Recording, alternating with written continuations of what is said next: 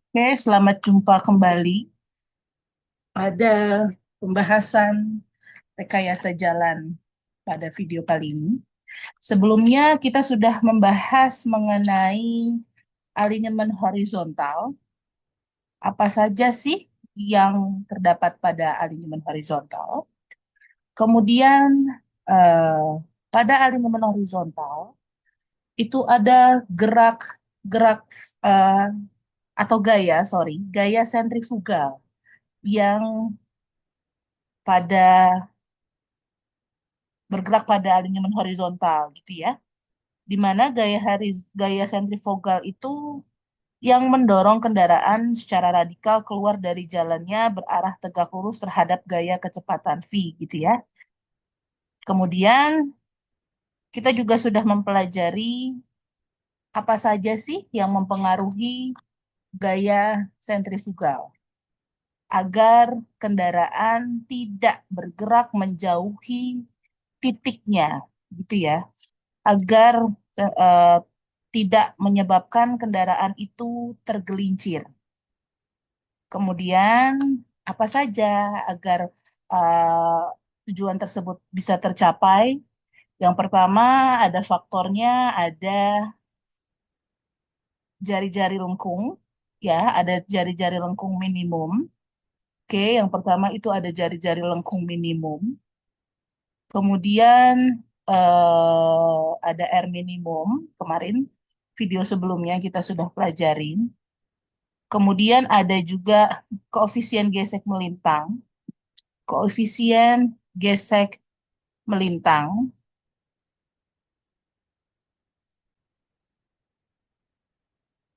Kemudian ada Fs atau koefisien gesek melintang. Kemudian ada super elevasi E, ya, dan terakhir ada D-nya ya, derajat lengkungnya. Oke. Nah, kita sudah mengetahui rumus ini. Saya akan naikkan ke atas. Oke, ini. Nah, kita sudah mengetahui rumus ini sebelumnya, radius minimum dan atau derajat lengkung maksimum, ya. Radius minimum dan Dmax atau derajat lengkung maksimum. Nah, di sini jika dibuatkan tabel, ya, hasilnya akan seperti ini. Oke, ini adalah besaran R minimum dan D maksimum. Jika kita menggunakan rumus di sini, dibuatkan tabel hasilnya adalah tabel seperti ini.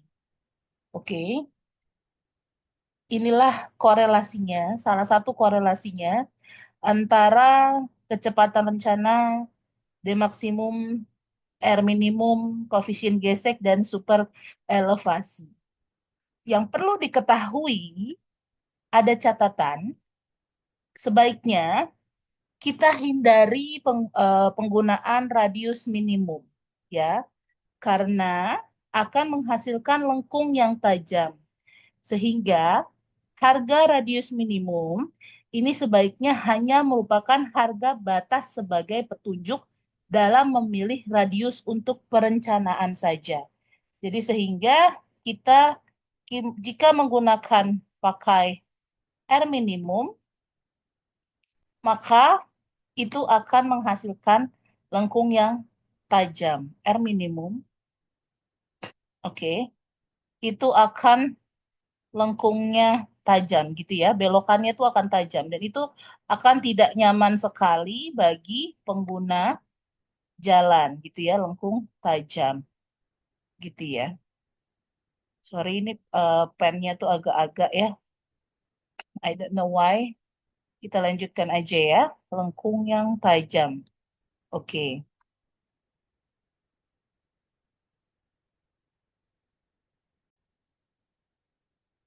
Oke, selanjutnya tadi kita akan membahas Dmax, Rmin, elevasi, super elevasi, koefisien gesek minimum gitu ya. Sekarang kita lanjut ke materi super elevasi. Pengertiannya adalah super elevasi adalah kemiringan melintang jalan pada tikungan yang bertujuan untuk mengimbangi gaya sentrifugal yang bekerja pada kendaraan.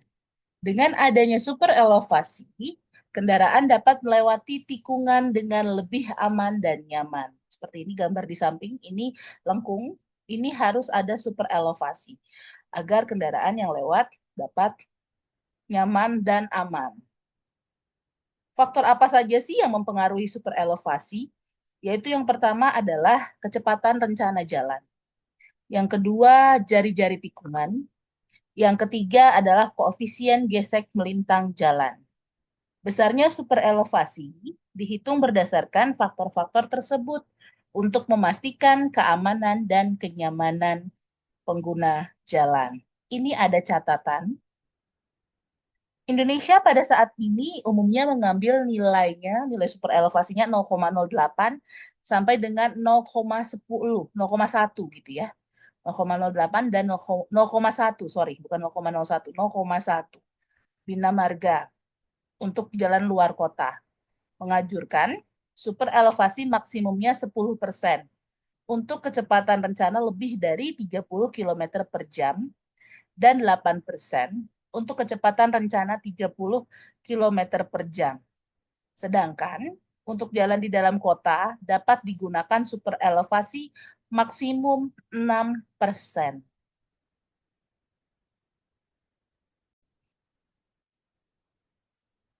Oke, membahas mengenai super elevasi, kita akan familiar dengan diagram super elevasi. Sebelum kita membahas dari diagram super elevasi, saya akan tunjukkan mengenai gambar proyeksi dari tikungan jalan. Sebentar ya, saya insert dulu gambarnya from file. Di mana dia? Nah, ini dia. Baik. Oke. Nah, ini. Nah, ini adalah gambar proyeksi dari suatu tikungan jalan. Seperti yang sudah kita ketahui dan teman-teman ketahui, bahwa jalan itu tidaklah datar. Ada kemiringan, itu dinamakan super elevasi. Tujuannya yang biasa kita ketahui adalah kemiringan pada jalan, yaitu untuk mengalirkan aliran air ke drainase kanan kiri jalan. Jadi agar tidak ada genangan air di jalan tersebut. Namun, setelah teman-teman belajar rekayasa jalan ini, kemiringan jalan tersebut bukan hanya untuk hal tersebut saja, tapi bisa juga untuk mengurangi atau untuk mengimbangi gaya sentrifugal yang terjadi akibat adanya ini tikungan gitu ya, ada belokan, ada gaya sentrifugal di jalan tikungan ini, sehingga untuk mengimbangi tersebut kita menggunakan atau ada nilai super elevasi. Bisa dilihat di sini bahwa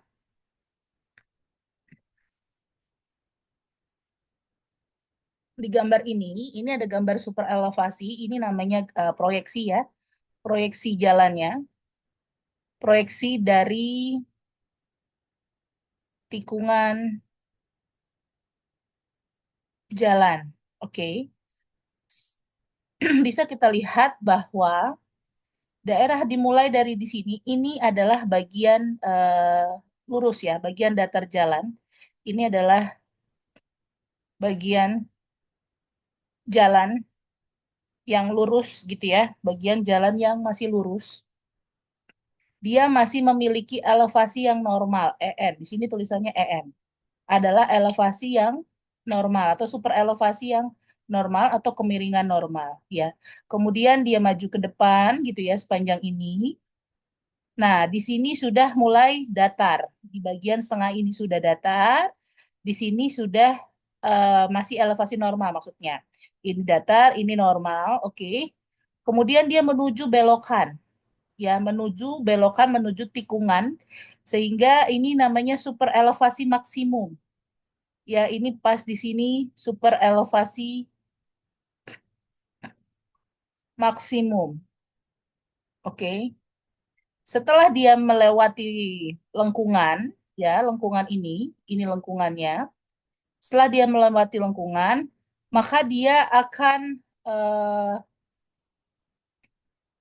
balik lagi ke super elevasi. Kemudian dia ke sini lagi. Ini masuk yang datar, balik lagi. Kemudian ini yang sebelah sini normal. Dan dia lurus lagi ke jalan yang lurus atau yang datar. Balik lagi dia ke sini, ujung sini. Dia ke bagian kemiringan normal, EN. Atau elevasi, sorry, atau super elevasi normal, kemiringan normal. Nah, ini adalah dari proyeksi dari satu tikungan jalan.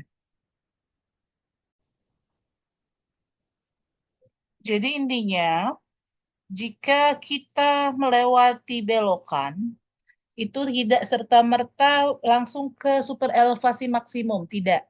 Kita akan melewati beberapa tahap yang sudah saya jelaskan sebelumnya. Baru dia masuk ke super elevasi maksimum gitu ya. Jadi nggak langsung super elevasi maksimum. Jadi kita harus melewati beberapa tahap dalam menghitung super elevasinya. Saya lanjutkan ya. Nah, tadi kita sudah melihat mengenai proyeksi dari tikungan jalan. Kemudian kita masuk ke diagram super elevasi jalan. Ini yang sebelah sini namanya adalah diagram super elevasi.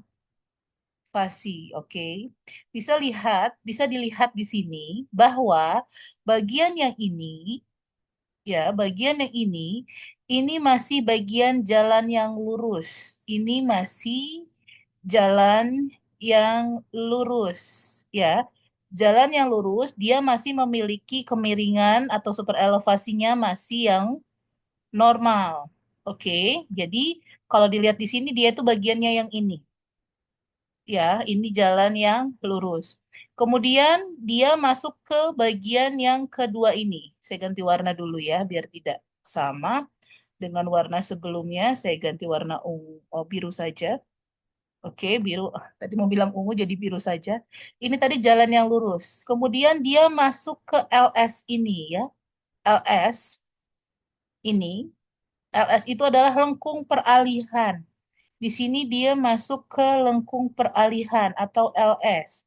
Di mana kemiringannya satu datar, satu kemiringan normal. Ini dia. Nah, ini nilainya yang di sini tadi. Ya. Kemudian dia mulai masuk ke persiapan masuk ke super elevasi maksimum. Ini dia. Ini adalah persiapan masuk ke super elevasi maksimum di sini. Kemudian ini sudah super elevasi maksimumnya di sini. Ya, di sini sudah super elevasi maksimumnya. Kemudian ini adalah bagian lengkungnya. Ya, ini bagian lengkung. Kemudian kesananya itu sama, berulang dengan tipikal yang ini ya. Ini balik lagi ke sini, ini masuk ke mulai dari peralihan lagi ya, dari diagram super elevasi maksimum ke daerah lengkung peralihan gitu ya, lengkung peralihan ke LS, kemudian masuk lagi ke jalan yang lurus gitu ya, separuhnya jalan yang lurus.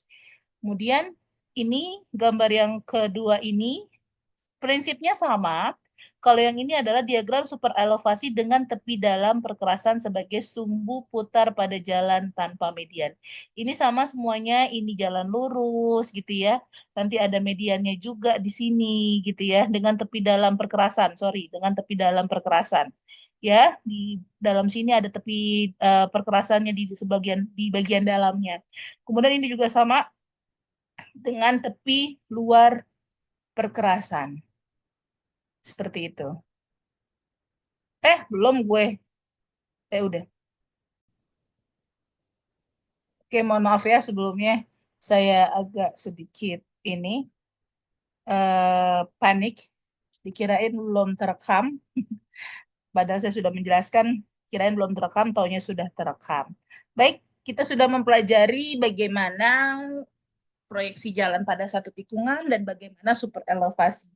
Jadi kita semua sudah tahu bahwa jalan tersebut, jalan yang ada tikungan gitu ya maksudnya, tidak langsung ke super elevasi maksimum gitu ya.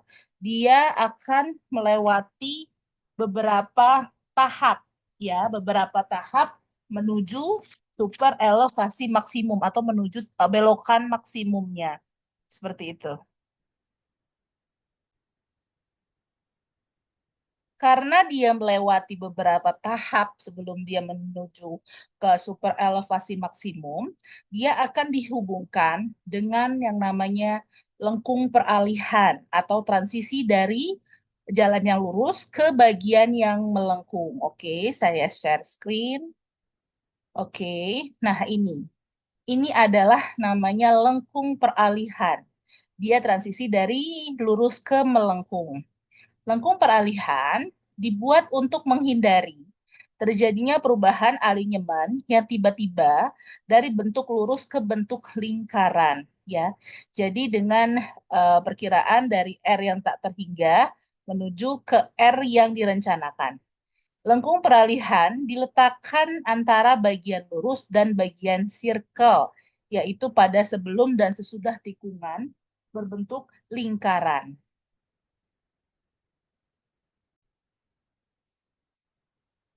Selanjutnya, kita akan membahas pengertian dari lengkung peralihan.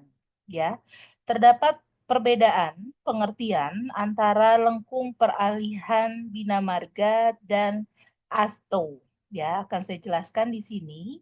Di manakah saja letak perbedaannya?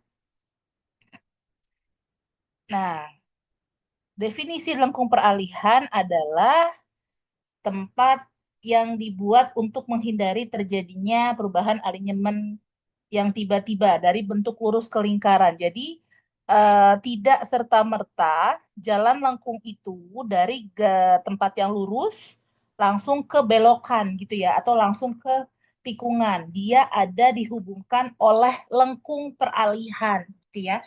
Lengkung peralihan kalau di sini tadi sudah sekilas saya bahas dinamakan atau disebut dengan LS. Ini LS, lengkung peralihan. Terdapat perbedaan antara lengkung peralihan bina marga dan asto. Kalau bina marga, lengkung peralihannya itu ditentukan sejak elevasi normal dari sini, dari elevasi normal, oke, dari sini sampai sebelum super elevasi maksimum. Jadi sepanjang ini ya sampai sebelum ini. Ini untuk menurut Bina Marga. Sedangkan kalau menurut Asto, dia panjang lengkung peralihan itu dimulai dari elevasi 0%, ya ini dari elevasi 0% dari awal atau dan elevasi normal sampai ke super elevasi maksimum. Jadi kalau Asto itu cuma dari sini sampai sini saja. Itu yang membedakan panjang melengkung antara Bina Marga dan Asto.